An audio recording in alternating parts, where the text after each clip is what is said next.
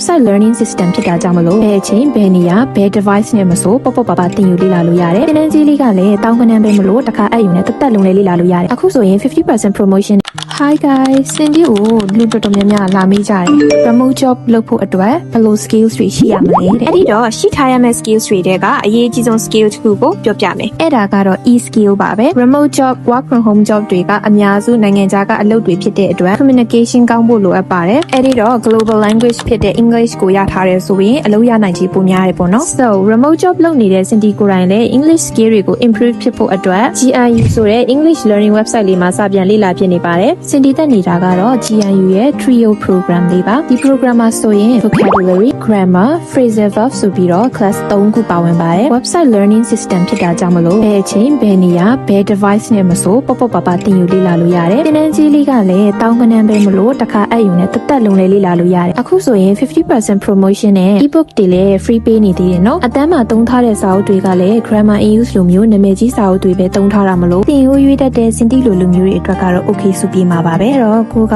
နိုင်ငံခြားက remote job တွေလုပ်ချင်တယ် English စာကိုအမြဲတမ်း improve လုပ်ချင်တယ်ဆိုရင် GIU ရဲ့ Facebook နဲ့ TikTok page တွေမှာဒီ Trio program လေးတွားအပ်လို့ရပါပြီရှင်ဒီလောက်ပါပဲ bye bye